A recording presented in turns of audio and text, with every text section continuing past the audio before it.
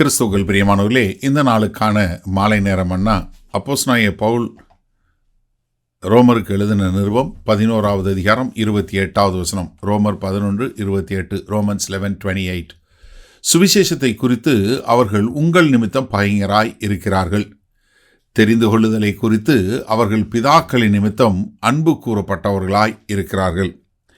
அதாவது அப்போஸ்தலனாகிய பவுல் இந்த சாப்டரில் ரொம்ப உணர்வு பூர்வமாக, ரொம்ப உணர்ச்சி பூர்வமாக எழுதின ஒரு வசனம்னு சொல்லலாம். ஒரு 2 கோணத்தில் பார்க்குறாரு. ஒன்று சுவிசேஷ கோணம், இன்னொன்று அவர்கள் தெரிந்து கொள்ளப்பட்ட எலெக்ஷன் என்று சொல்லக்கூடிய ஒரு காரியம். ஏன்னா இப்போ இஸ்ரவேலுடைய நிகழ்காலத்தில் அவங்க சுவிசேஷத்தை பொறுத்தளவுக்கு அவங்க என்னவா இருக்கிறாங்க? பகைஞர்னா தேவனால் நிராகரிக்கப்பட்ட தேவன் கோபம் கொண்டவரா இல்லை, அவங்க நிரந்தரமாக நிராகரிக்கப்பட்டவங்க இல்லை, தேவனுடைய இரக்கத்திற்கு மீறினவங்க இல்லை. மாறாக அவங்க என்ன, இப்போ சுவிசேஷத்திற்கு எதிராக, சுவிசேஷ செய்திக்கு எதிராக இருக்கிறாங்க, இரட்சகருக்கு எதிராக இருக்கிறாங்க, அவங்க அவிசுவாசத்தில் இருக்கிறாங்க, அவங்க எப்போதுமே சபைக்கு எதிராக இருக்கக்கூடிய மக்களாக இருக்கிறாங்க. அது காரணம் என்ன? உங்கள் நிமித்தம். எப்படி? உங்கள் நிமித்தம். ஏன்னா இஸ்ரவேலுடைய நிராகரிப்பு தான் என்ன வந்துச்சு, நமக்கு புறஜாதியாராகிய நமக்கு ஒரு கதவை திறந்தது. அவங்களுடைய இடறுதல் என்னாச்சு, நமக்கு ஒரு ஐஸ்வர்யத்தை கொடுக்கக்கூடாது இருந்தது. அவங்களுடைய நிராகரிப்பு என்ன வந்தது, நம்ம தேவனோடு ஒப்புரவாகக்கூடிய ஒரு காரியத்தை நமக்கு கொடுத்துச்சு. ஆனால் தெரிந்து கொள்ளுதல் பிரகாரம் பார்க்கும்போது என்ன, அவங்க கர்த்தருக்கு என்ன அன்பு கூறப்பட்டவங்களா, எலெக்ஷன் என்று சொல்லக்கூடிய தெரிந்து கொள்ளுதல். ஏன்னா கர்த்தர் என்ன இஸ்ரவேலை தெரிஞ்சு கொண்டார். அவர் தான் ஆபிரகாம், ஈசாக்கு, யாக்கோபுக்கு வாக்குக்கு கொடுத்தாரு. அவர் தான் இந்த முற்பிதாக்களுக்கு ஒரு இதை கொடுத்தார், கட்டளையை கொடுத்தாரு, நான் அதை செய்வேன்னு சொல்லி. அவருடைய நோக்கம் மாறவே மாறாது. அவங்கள ரொம்ப ஆழமாக நேசிக்கிறாரு. அவங்கள அவங்க மேலே வைத்திருக்கிற பாசம் ஒரு பெரிய பாசம். அதில் எந்த விதமான மாறுபாடான கருத்தும் கிடையாது.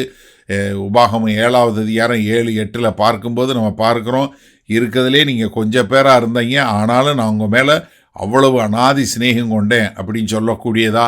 ஆதியாகமம் 17வது அதிகாரம் 7வது வசனத்தில் ஆபிரகாமுடைய சந்ததியோடு என்ன ஒரு நித்திய உடன்படிக்கை பண்ணியிருக்கேன்னு சொல்கிறாரு.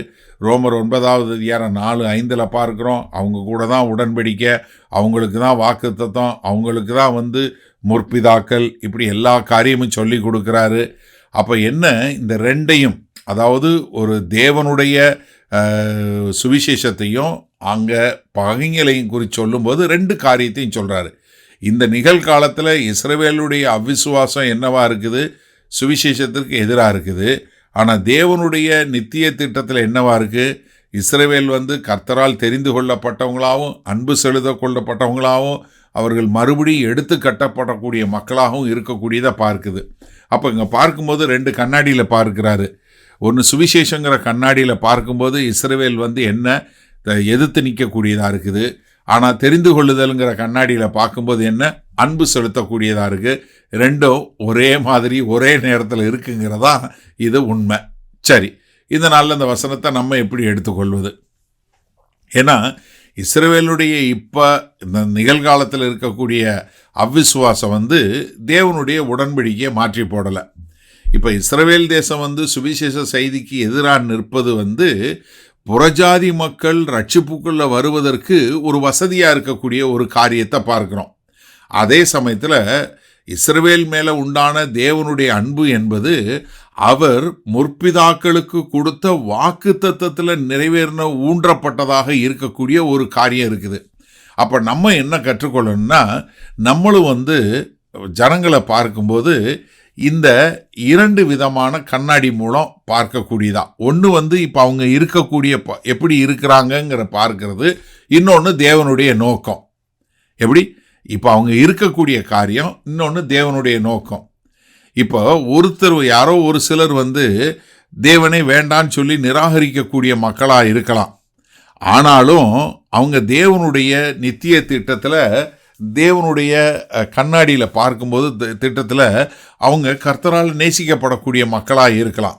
அப்போ நம்ம யாரையும் நிராகரிக்காதபடி, இப்போ ஆண்டவர் அவருடைய திட்டத்துக்கு, அவருடைய காரியங்களுக்கு உண்மையுள்ளவராக இருக்கிறார்னா, நாமும் அதை புரிந்து கொண்டு அதற்கேற்றாற்போல் வாழக்கூடிய மக்களாக இருக்கணும். அப்போ இது என்னென்னா, நமக்குள்ளே என்ன வரக்கூடாது, எந்த ஒரு இருமார்ப்பமான காரியமும் வரக்கூடாது. யாரோ ஒருத்தங்க அவிசுவாசத்தில் இருக்கிறாங்கன்னு சொன்னால் அது தேவனுடைய நோக்கம், தேவனுடைய திட்டம் என்று சொல்லக்கூடிய ஒரு காரியத்தை நம்ம பார்க்கக்கூடிய மக்களா. அப்போ எனக்கு அருமையான சகோதரனே சகோதரியே, நாம் இதை சரியான முறையில் புரிஞ்சு கொண்டோம்னா நம்ம இப்படிப்பட்ட மக்களை சரியான முறையில் பார்க்க கற்றுக்கொள்வோம்.